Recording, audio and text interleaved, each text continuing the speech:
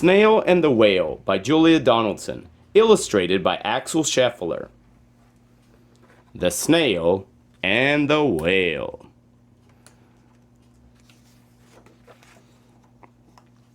This is a tale of a tiny snail and a great big gray-blue humpback whale.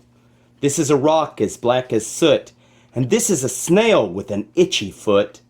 The sea snail slithered all over the rock and gazed at the sea and the ships in the dock.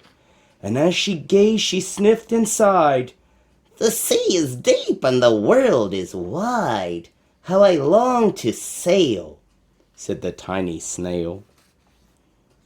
These are the other snails in the flock, who all stuck tight to the smooth black rock.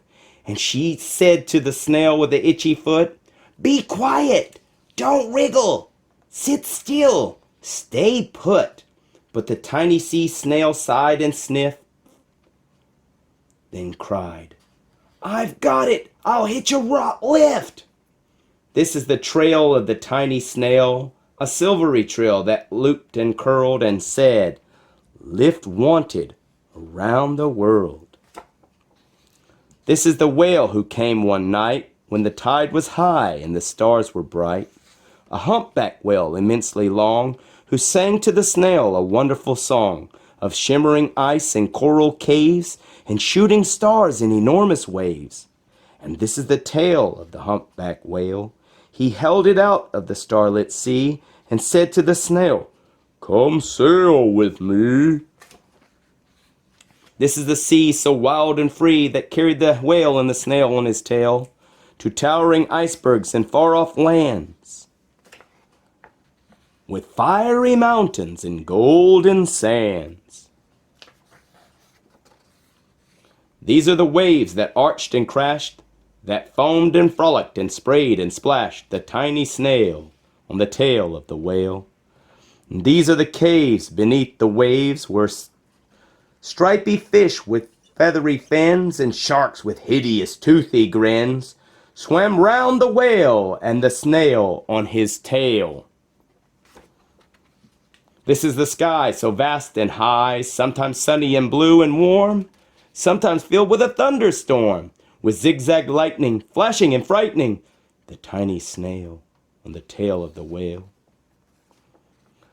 And as she gazed at the sky and the sea and the land, the waves and the caves and the golden sand, she gazed and gazed, amazed by it all.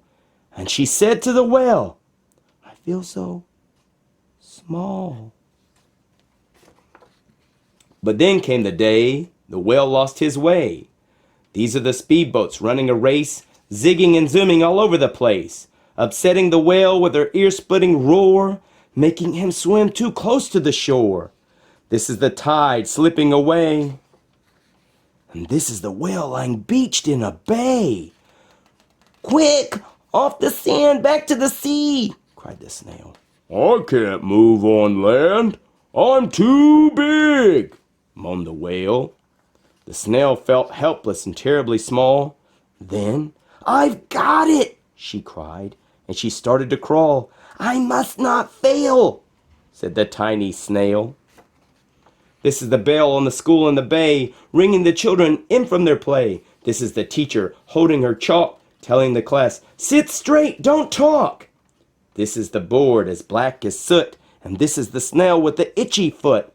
"A snail, a snail!" The teacher turns pale. "Look," say the children, "it's leaving a trail." This is the trail of the tiny snail, a silvery trail, saying, "Save the whale!" These are the children running from the school, fetching the firemen, digging a pool, squirting and spraying to keep the whale cool. And this is the tide coming into the bay, and these are the villagers shouting, "Hooray!" as the whale and the snail travel safely away. Back to the dock and the flock on the rock, who said, "How time's flown, and haven't you grown?" And the whale and the snail told their wonderful tale of shimmering ice and coral caves and shooting stars in enormous waves, of how the snail, so small and frail, with her looping, curling, silvery trail, saved the life of the humpback whale. Then the humpback whale held out his tail, and on crawled snail after snail after snail. And they sang to the sea as they all set sail on the tail of the gray-blue humpback whale. The end.